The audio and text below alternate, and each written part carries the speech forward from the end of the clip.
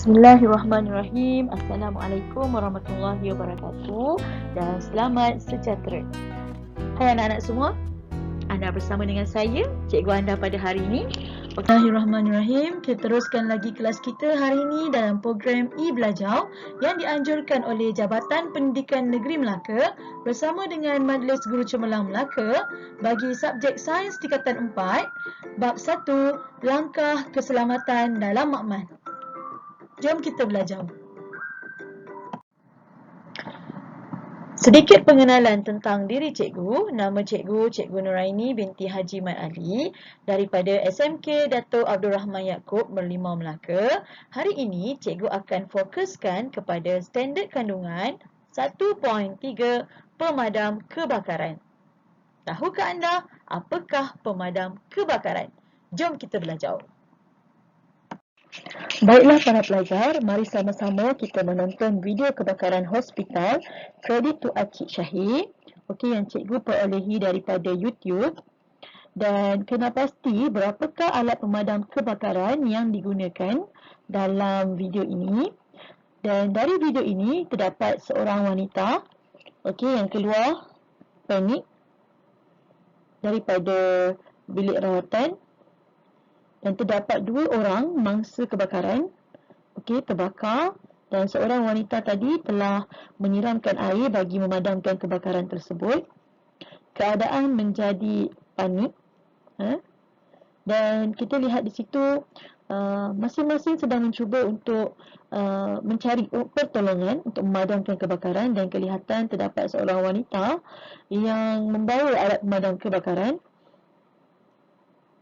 Dan kita lihat juga daripada belakang ni seorang staf perempuan membawa selimut, dan saya mengharapkan itu adalah selimut kebakaran. Apakah fungsi selimut kebakaran tersebut? Kita akan tahu selepas ini. Dan apakah jenis alat pemadam kebakaran yang digunakan oleh wanita tersebut? Kita juga akan tahu apakah jenis pemadam kebakaran yang sesuai selepas kita meneruskan sesi pembelajaran kita pada hari ini. Baiklah para pelajar, so ada tiga alat pemadam kebakaran yang digunakan. Yang pertama ialah air, yang kedua ialah selimut, dan yang ketiga ialah pemadam kebakaran. So, jom teruskan kelas kita pada hari ini. Standard pembelajaran kita pada hari ini ialah yang pertama, berkomunikasi mengenai jenis pemadam kebakaran. Yang kedua, menerangkan kaedah penggunaan pemadam kebakaran. Yang ketiga, menjalankan audit alat pemadam kebakaran di sekolah. Yang keempat, mencipta alat pemadam kebakaran ringkas. Objektif pembelajaran kita pada hari ini ialah di akhir kelas nanti para pelajar akan dapat yang pertama, menerangkan sekurang-kurangnya 3 jenis pemadam kebakaran dan fungsinya dengan betul. Yang kedua, menjelaskan 4 langkah kaedah penggunaan alat pemadam kebakaran dengan betul. Yang ketiga, merekodkan bilangan alat pemadam kebakaran yang boleh berfungsi di sekolah. Dan yang terakhir, mereka cipta satu alat pemadam kebakaran ringkas dengan menggunakan barang-barang yang terdapat di rumah.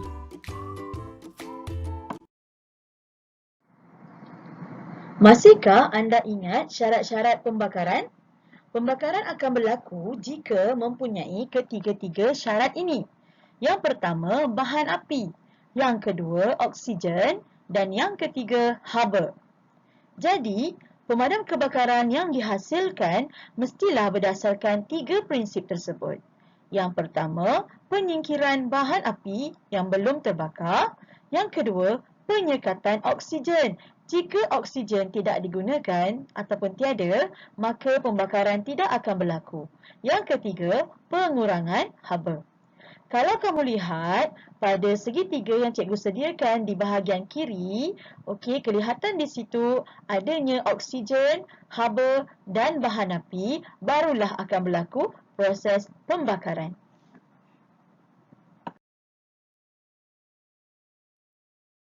Teruskan lagi dengan standard pembelajaran 1.3.1 jenis alat pemadam kebakaran. Terdapat 4 jenis pemadam kebakaran yang biasa digunakan. Yang pertama ialah pemadam kebakaran jenis buih. Yang kedua, jenis karbon dioksida. Yang ketiga, jenis serbuk kering. Dan yang keempat, jenis air. Perhatikan kesemua pemadam kebakaran ini mempunyai warna label yang berbeza. Bagi pemadam kebakaran jenis buih yang berfungsi untuk memadamkan kebakaran yang melibatkan bahan pepejal seperti kayu dan kertas serta jenis cecair atau gas yang mudah terbakar seperti minyak, cat dan gas asli, warna labelnya ialah krim. Manakala pemadam kebakaran jenis karbon dioksida, warna labelnya ialah hitam. Fungsi pemadam kebakaran jenis karbon dioksida ialah memadamkan kebakaran melibatkan peralatan elektrik, gas dan wap. Pemadam jenis serbuk kering mempunyai label warna biru berfungsi untuk memadamkan semua jenis kebakaran.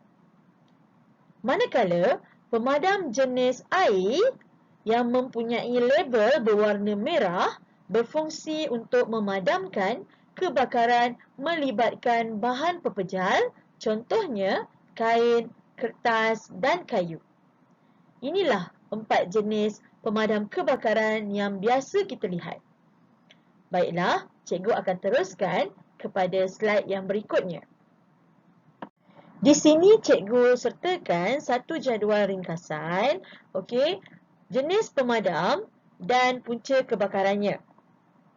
Baiklah, bagi jenis pemadam air, dapat memadamkan kebakaran yang berpunca daripada pepejal, contohnya kayu, kertas dan kain. Bagi pemadam kebakaran jenis buih pula, dapat memadamkan kebakaran yang berpunca daripada pepejal, cecair mudah terbakar dan kebakaran yang berpunca daripada minyak masak dan lemak. Manakala, pemadam jenis serbuk kering dapat memadamkan semua kebakaran. Dan yang terakhir, pemadam kebakaran jenis karbon dioksida dapat memadamkan kebakaran yang berpunca daripada cecair mudah terbakar, alatan elektrik, minyak masak dan lemak. Jadi inilah jadual yang cikgu sediakan.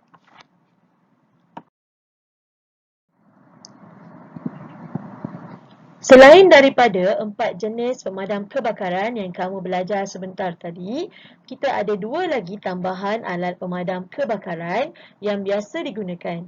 Yang pertama ialah selimut kebakaran.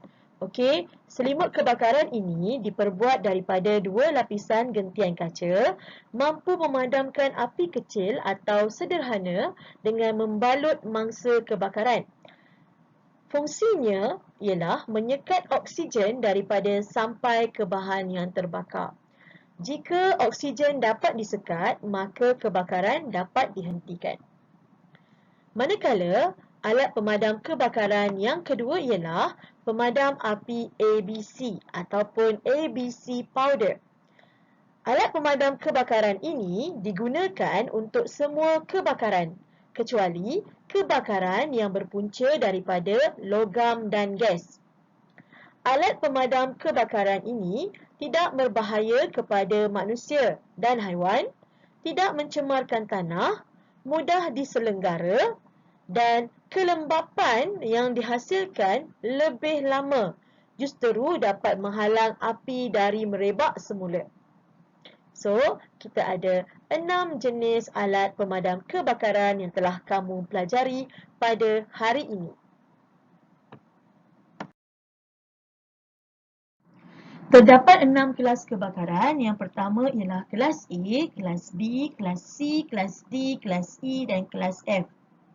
Bagi kelas A, pepejal yang mudah terbakar seperti kain, kayu, kertas, fabrik, getah, sampah sarap dan bahan mudah terbakar kecuali logam. Jenis pemadam yang sesuai ialah pemadam jenis air, buih dan serbuk kering. Bagi kelas B iaitu terdiri daripada cecair seperti petrol, kerozin, diesel, cat dan varnis. Jenis pemadam yang sesuai ialah daripada jenis buih, serbuk kering dan karbon dioksida. Seterusnya, bagi kelas C yang terdiri daripada gas yang mudah terbakar seperti gas asli, metana, gas petroleum cair serta oksigen. Jenis pemadam yang sesuai untuk memadamkan kebakaran bagi kelas C ialah serbuk kering dan karbon dioksida. Bagi kelas D pula yang terdiri daripada logam reaktif seperti magnesium, aluminium, natrium dan kalsium, hanya pemadam serbuk kering digunakan untuk memadamkan kebakaran yang berpunca daripada kelas D. Kelas E melibatkan peralatan elektrik. Kebiasaan berlaku sewaktu lita pintas. Terdapat dua jenis pemadam iaitu serbuk kering dan karbon dioksida, dan kelas kebakaran yang terakhir ialah kelas F di mana kebakaran yang melibatkan lemak atau minyak masak. Jenis pemadam yang sesuai ialah serbuk kering dan karbon dioksida. Standard pembelajaran kita yang kedua ialah kaedah penggunaan pemadam kebakaran. Bahagian ini sangat penting untuk kita semua kerana pada bahagian ini kita akan belajar tentang 4 langkah penggunaan pemadam kebakaran. Para pelajar, bayangkan jika kita mempunyai pemadam kebakaran tetapi kita tidak mampu untuk menggunakannya. Jadi, sekarang ini cikgu ingin berkongsi dengan kamu 4 langkah penggunaan pemadam kebakaran.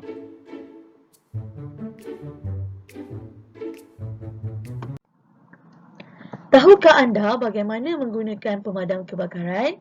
Okey, kita ada 4 huruf ataupun 4 langkah untuk menggunakan pemadam kebakaran ini. Yang pertama ialah pull the pin. Okey, tanggalkan pin keselamatan daripada pemadam kebakaran. Okey, yang kedua A, aim at base of fire. Halakan muncung alat pemadam kebakaran ke pangkal api. Okey, S, squeeze the lever ataupun tekan pemicit alat pemadam api. Dan S yang terakhir ialah sweep side to side. Maksudnya kamu ratakan ataupun halakan semburan ke seluruh sumber api dengan menggerakkan muncungnya dari sisi ke sisi. Okey, ini adalah 4 langkah yang perlu kamu ketahui untuk menggunakan alat pemadam kebakaran.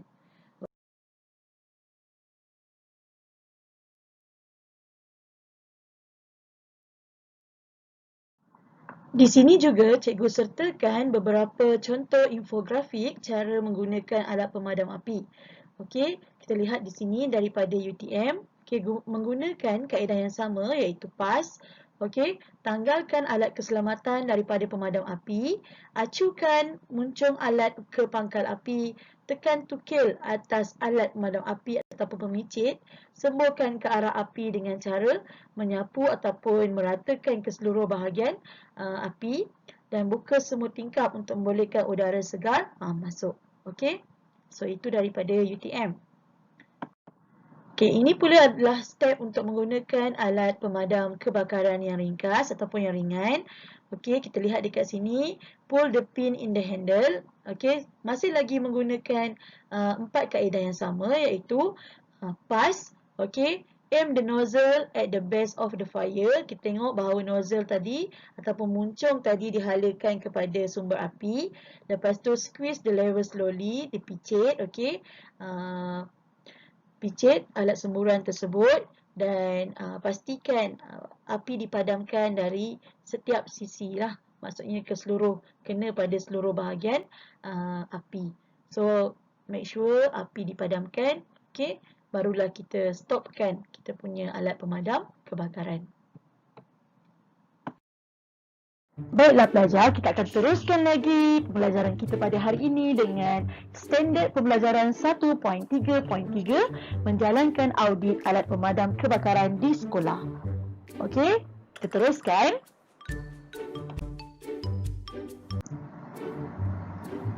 Para pelajar semua, cikgu nak tanya satu soalan. Adakah anda yakin bahawa semua alat pemadam api di sekolah dapat berfungsi dengan baik sekiranya berlaku kebakaran? Dan adakah anda yakin bahawa semua alat pemadam kebakaran di sekolah dapat digunakan jika berlaku kebakaran? Oleh itu, dengan merujuk kepada buku teks sains tingkatan 4, muka surat 13, okey, setiap kumpulan terdiri daripada 4 orang ahli sahaja. Jalankan aktiviti audit alat pemadam kebakaran dan rekodkan maklumat yang diperolehi.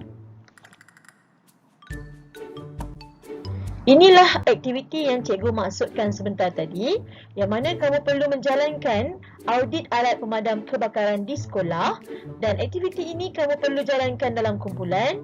Okey, dapatkan maklumat mengenai alat pemadam kebakaran yang ada dalam kawasan sekolah kamu, dan kamu catatkan jenis pemadam kebakaran, tarikh luput, bacaan tekanan pada pemadam kebakaran, bilangan pemadam kebakaran mengikut jenis dan lokasi alat pemadam kebakaran dalam pelan laluan kecemasan sekolah.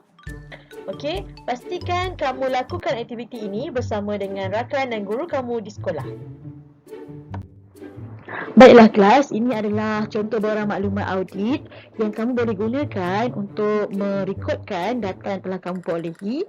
Okey, setelah kamu rekodkan, kita akan melihatlah, okey. Kita akan sama-sama melihat berapakah bilangan alat pemadam kebakaran yang masih lagi boleh digunakan dan berapakah bilangan alat pemadam kebakaran mengikut jenis-jenisnya. Baiklah. Okey, dan kita akan beralih kepada 1.3.4. Ini ialah standard pembelajaran kita yang terakhir para pelajar. Okey, 1.3.4 yang mana para pelajar perlulah mencipta alat pemadam kebakaran ringkas dengan merujuk kepada buku teks muka surat 14. Okey, dan hasilkan pemadam kebakaran ringkas menggunakan bahan yang ada di rumah. Sediakan laporan ringkas proses mencipta alat pemadam ini dan jangan lupa kongsikan dengan rakan dan guru kamu di sekolah. Sini cikgu sertakan link bagi rujukan kamu untuk menghasilkan alat pemadam kebakaran ringkas. Okey, kamu rujuk kepada link-link yang telah cikgu berikan dan cuba hasilkan satu alat pemadam kebakaran ringkas.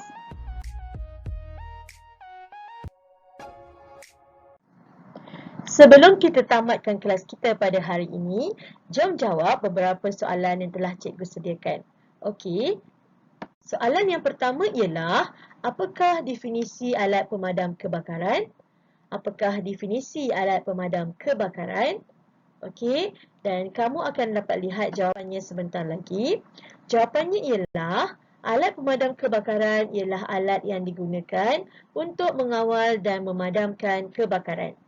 So, inilah jawapannya, simple, okey, iaitu alat yang digunakan untuk mengawal dan memadamkan kebakaran. Okey, kita pergi kepada soalan yang kedua. Soalan kedua. Susun langkah-langkah semasa menggunakan alat pemadam api mengikut urutan yang betul.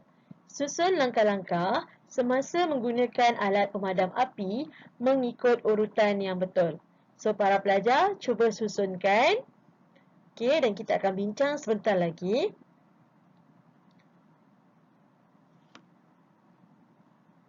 Okey, kita lihat jawapannya.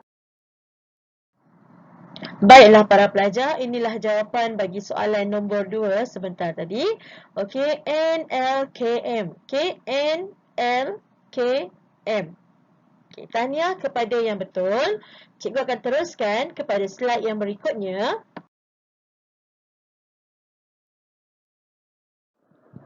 Di sini cikgu sertakan uji minda 1.3 dan para pelajar boleh menjawab soalan yang disediakan dengan klik link pada setiap bahagian. Okey, kita ada quizzes, kita ada live worksheet dan jika pelajar ada soalan berkenaan dengan standard kandungan 1.3, para pelajar boleh ajukan soalan tersebut di bahagian Padlet. Okey? Baiklah anak-anak semua, kelas kita pada kali ini telah tiba ke penghujungnya. Cikgu mengharapkan anak-anak semua dapat mencapai 4 objektif bagi kelas kali ini, iaitu menjelaskan sekurang-kurangnya 3 jenis alat pemadam kebakaran beserta fungsinya. Yang kedua, menjelaskan 4 langkah kaedah penggunaan alat pemadam kebakaran. Okey, yang ketiga, mengenal pasti dan membuat audit alat pemadam kebakaran di sekolah. Dan yang terakhir, anak-anak pelajar semua dapat mereka cipta satu alat pemadam kebakaran ringkas. Cikgu mengharapkan anak-anak semua dapat menggunakan pengetahuan tentang alat pemadam kebakaran ini apabila keadaan memerlukan kelak. Okey, jangan lupa untuk menjawab soalan yang telah cikgu sediakan pada link di bahagian description video ini. Okey, dan seterusnya cikgu ingin mengucapkan terima kasih kepada Jabatan Pendidikan Negeri Melaka, Majlis Guru Cemerlang Melaka, guru-guru sains Negeri Melaka serta anak-anak murid yang telah menonton video ini. Cikgu doakan anak-anak semua berjaya dengan cemerlang di dunia dan di akhirat. Sampai jumpa lagi. #Jom Cegah Kebakaran. Assalamualaikum.